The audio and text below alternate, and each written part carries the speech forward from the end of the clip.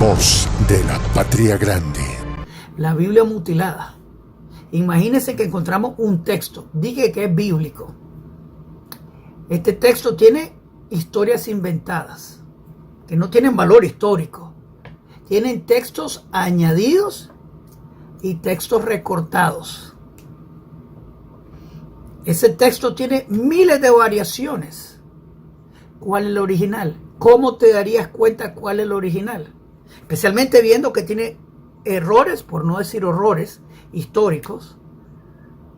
Cosas que muchos de los textos tienen, pero otros textos no tienen. ¿Cómo te darías cuenta cuál es el original? ¿Cuál es la palabra de Dios, por decirlo así? Un problema bastante grande. Encontramos un texto donde tiene un error obvio histórico bíblico. ¿Qué hicieras tú con ese texto? ¿Lo confías o te haces el ciego? Y le digo la diferencia. A mí me encanta el texto hebreo de la Biblia hebrea. El texto que se lee en Toronto, Canadá, se lee también en Argentina, en Siberia, en Sudáfrica, en la India, en China y en Jerusalén. No hay versión diferente, es una. La Biblia hebrea es una. Y existen fenómenos bíblicos en el texto hebreo que son únicos, que algunos se pueden traducir, otros no se pueden traducir. Por ejemplo, tenemos la división de los textos. Se podría traducir. Hay Biblias que lo ignoran. Le digo, las Biblias cristianas ignoran todo eso. Y eso viene de Dios. Para mí es un problema bastante grande. Las traducciones cristianas ignoran el flujo textual hebraico. Tal vez tienen una doctrina, tal vez no, en verdad no puedo comprender, seguir el flujo no es difícil, pero lo ignoran. Obviamente tienen errores tradicionales y que no los van a corregir porque ya tienen su tradición. Por ejemplo, el mar de Juncos, que así se llama, y lo llaman el mar rojo por un error tradicional que vino del King James, que eventualmente se pasó a la Reina Valera. El mar rojo no existe, es el mar de Juncos. Tenemos también formas del texto, cómo se escribe. Por ejemplo, tenemos en Deuteronomio 6:4, escucha Israel, el Eterno nuestro Dios, el Eterno es uno.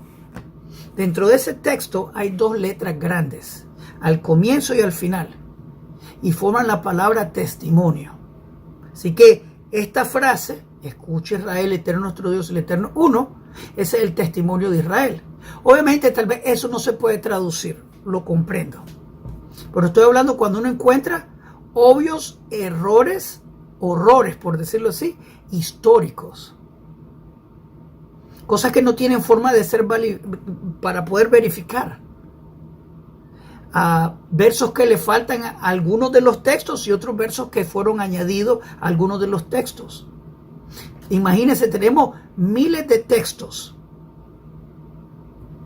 Y no estoy hablando de la Biblia hebrea. Miles de textos y muchos de ellos tienen ciertas variaciones, otros tienen otras variaciones. Estoy hablando del mismo pasaje. El traductor traduce el texto que le gusta por consenso. Por ejemplo, la Biblia NIV, ellos escogieron textos que les gustaban, donde la Reina Valera escogió otros textos que a ellos les gustaban, del mismo pasaje. ¿No es eso problemático para ti? La Biblia mutilada, por eso le llaman la Biblia mutilada. ¿Cómo sabrías cuál es la palabra de Dios? Encontrando historias que no existen o que no tienen valor histórico. No hay manera de confirmarlo o verificarlos. Quiero hablar un poquito de eso, de añadiendo textos extrabíblicos. ¿Cómo saber que la Biblia es verdadera? Estoy hablando de las traducciones fuera de la traducción judía, de la versión judía. Porque les digo, en el hebreo, la Biblia hebrea, de las 400,000 y pico de letras en la Torá simplemente, si una persona cambia una letra de las 400,000 y pico de letras, ese texto no se puede usar y se llama destruido la Torá. Así que no lo toman liviano. Uno está destruyendo la Torá. Así que hay que tener en mente eso bien puesto.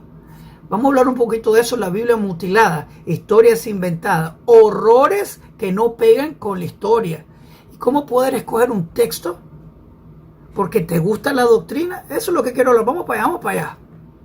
Shalom Aleichem. Yohanan para Punto Breslev.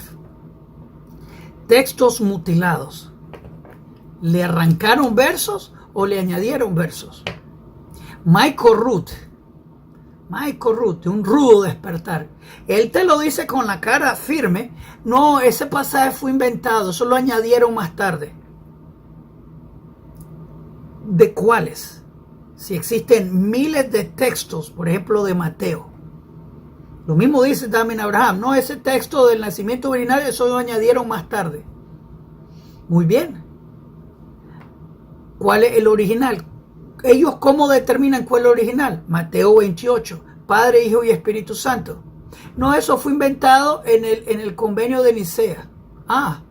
Entonces, ¿cuál es el texto que tú confías? Michael Root fue fantástico, que se inventó que existe un texto en hebreo, en el Vaticano, en el sótano, detrás de una puerta, bajo una llave, que en verdad dice esto y lo otro, y ese es su invento. Aunque él no mostró ni un texto.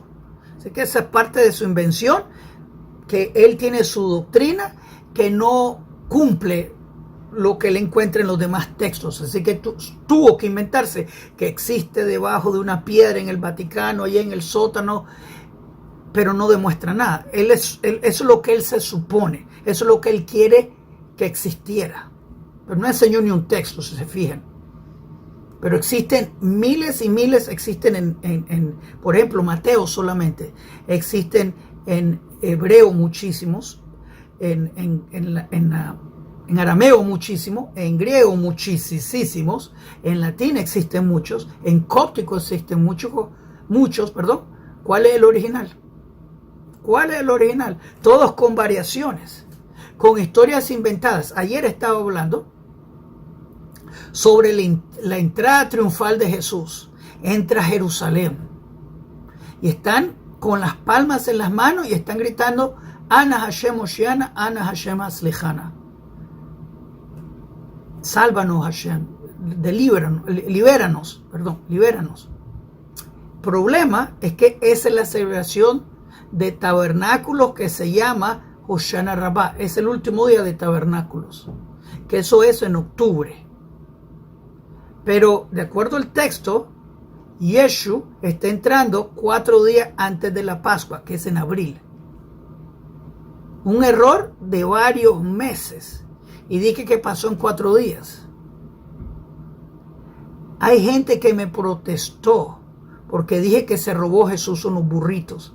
Porque el texto nunca presta burro. Él agarra los burros y se los lleva. Y existen variaciones del texto que son 2, son en verdad 3. Bien, no me fijo tanto en eso.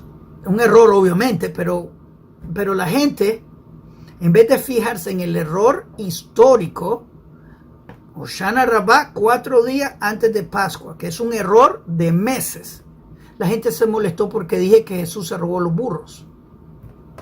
Y se los robó. Él nunca fue a prestarlo, él nunca lo rentó. No, él lo agarró y ya. Pero la gente se olvidó del error histórico. Se olvidaron. Y hay tantas historias así. La historia de los niños que Herodes vino a matar, que esa historia no existe. La historia de Barrabás, esa historia tampoco existe. No hay verificación histórica. Y así hay muchas historias que se cuentan en el Nuevo Testamento que no tiene forma de verificar. La historia de que cuando Jesús murió, muchos de los rectos en Jerusalén resucitaron.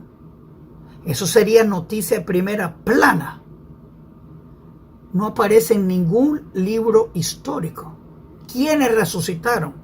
No te lo dicen. Porque hoy en día el Monte de Olivos está repleto de cementerios. ¿Quiénes resucitaron? Están los reyes de Israel. ¿Quiénes resucitaron? No te lo cuentan. Errores bastante tontos. ¿Quién fue a visitar a Jesús en la tumba? En uno dice que fue María Magdalena y solita y quería tocarlo y no lo dejó tocar. Yeshu no dejó tocar a ella. En otra, es varias mujeres y sí lo tocan. En otra, un hombre que va a visitarlo, creo que es Pedro. En una le dice a María Magdalena, en la primera, le dice, no me toques porque no he subido al Padre. En la siguiente historia, con Tomás, le dice, tócame. Incongruencias. Obviamente el nacimiento virginal, que Michael Root dice, y también Damen Abraham, en verdad eso fue añadido. Y en verdad dice que José es el papá. ¿Dónde está el texto? Demuestren el texto. Damen Abraham dice que existe, ¿verdad? Existe un texto, como así Michael Root, que demuestren el texto. ¿Y cómo sabemos que es original? Y el problema más grande no es eso, se encuentra en un original y lo pueden probar. El problema es que Yeshu no tiene afiliación tribal porque es hijo de adulterio. Su mamá casada con José salió embarazada de otro. Te lo dice el texto. Por eso Juan 8:41 le recuerdan a Jesús que es hijo de adulterio. Así que no solo cambiaron dique Mateo, pero también entonces cambiaron Juan. ¿Entienden el punto? Y confían en textos mutilados, historias inventadas que no pegan. La entrada triunfal es un error, un horror tremendo. Y así hay muchos errores históricos. Muchos errores históricos. El rey que di que estaba persiguiendo a Jesús estaba muerto ya cuando vino Jesús a nacer. Pero la historia la cortaron y la pegaron. Es un texto, una idea añadida que no tiene valor histórico.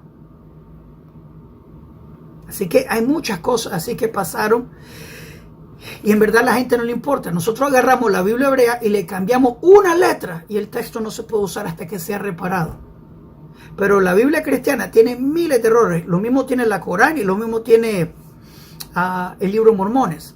Creo que mucho menos que el Nuevo Testamento, se los digo. Eso es lo que yo entiendo, que la Corán tiene sus variaciones, pero no tantas. Y el libro de Mormones también, pero no tanto.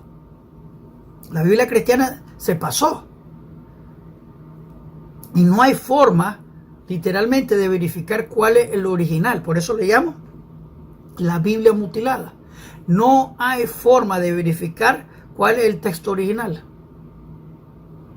Porque no lo hay. Y por eso Michael Root tiene que inventarse. Existe debajo de una piedra, en el sótano, detrás de una puerta, en la esquinita de por allá, un texto que en verdad dice eso. Pero no resuelve que existen miles del mismo texto que dicen diferente. Y ese es el punto, que el traductor traduce de acuerdo al texto que le gusta, cuando la Biblia hebrea es un texto y que tiene congruencia.